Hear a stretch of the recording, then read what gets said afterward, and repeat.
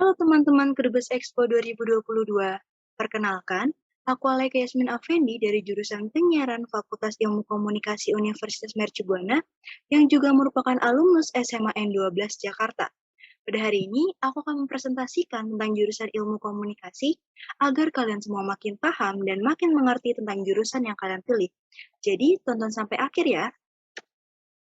Yang pertama yang akan kita bahas adalah tentang apa itu ilmu komunikasi. Pada dasarnya, kita mempelajari cara-cara penyampaian pesan yang efektif dari seorang pembuat pesan atau yang disebut komunikator kepada lawan bicaranya yang disebut komunikan agar tujuannya tercapai. Contoh sederhananya adalah ketika kalian menonton video ini. Kalian mendengarkan aku berbicara dan melihat presentasi yang aku tampilkan di layar. Tujuan akhirnya adalah aku ingin kalian mengerti tentang jurusan ilmu komunikasi dan mendapatkan informasi yang bermanfaat.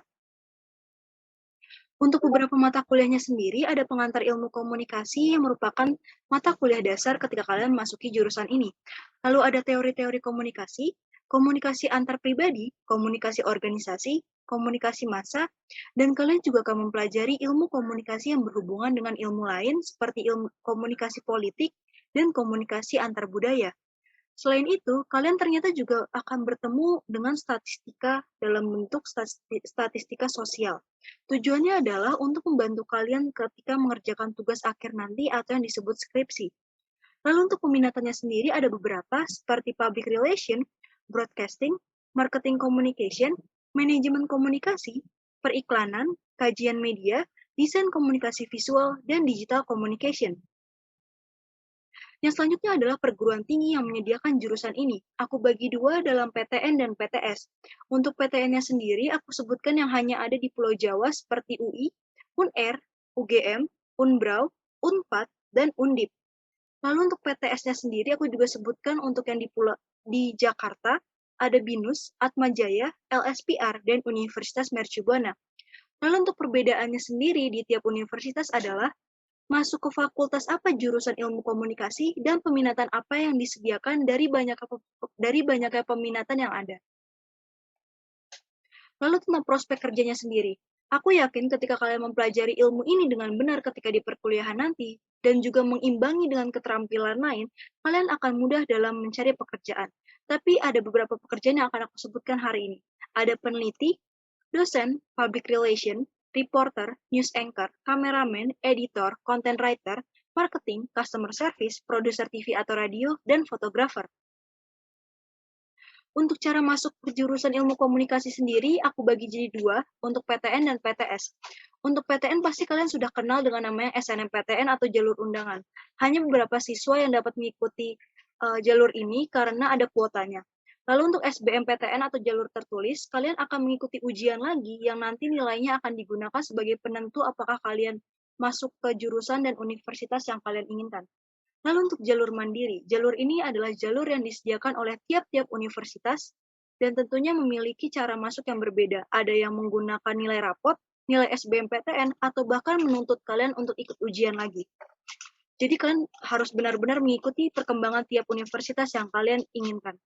Lalu untuk jalur PTS, aku punya beberapa saran bagi kalian yang ingin masuk PTS atau ingin menjadikan PTS sebagai cadangan. Pastikan kalian daftar di awal atau di gelombang pertama, karena harganya lebih rendah, banyak beasiswa, dan tentunya banyak pilihan bagi kalian. Tapi kalau kalian daftar di akhir atau di gelombang terakhir, harganya akan naik, beasiswa sudah pada tutup, dan tentunya pilihan semakin sedikit. Lalu untuk keterampilan yang akan kalian dapatkan ketika masuk ke jurusan ini. Pastinya ada keterampilan berbicara, selain public speaking, kalian juga akan dapat keterampilan negosiasi dan presentasi dan juga yang lain-lain. Lalu menulis tidak hanya karya ilmiah, tapi artikel, berita, dan lain-lain. Lalu kan juga akan diajarkan editing dasar. Jadi kalian akan diajarkan mengedit video, foto, poster, dan lain-lain. Lalu tentunya mengambil gambar sebelum mengedit. Bagaimana kalian mengambil sebuah gambar yang memiliki arti dan dapat dimengerti banyak orang. Mitos dan fakta jurusan ilmu komunikasi.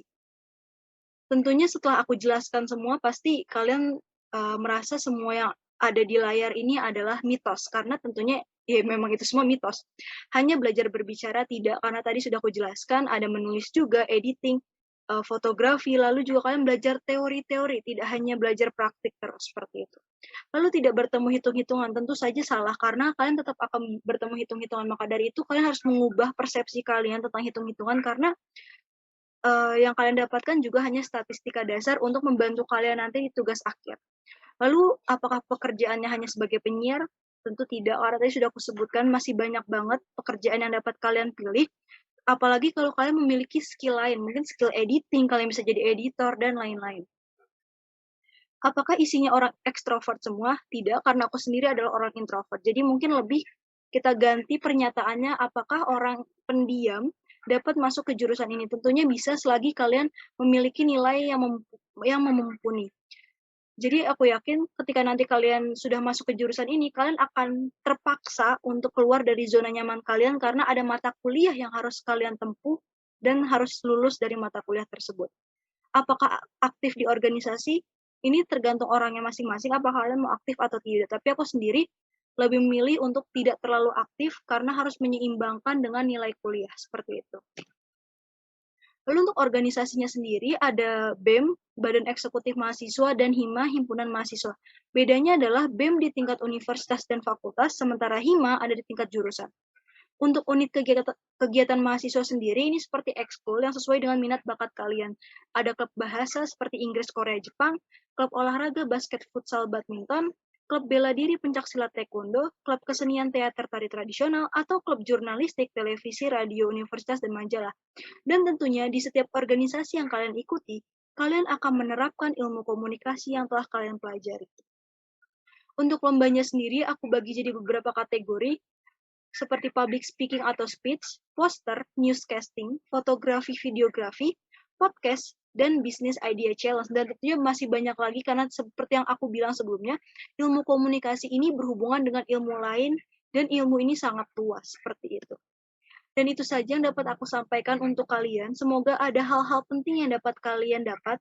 Tapi kalau misalkan kalian masih punya pertanyaan lebih lanjut, kalian bisa tanyakan aku di Line atau di Instagram yang tertera di layar presentasi kalian.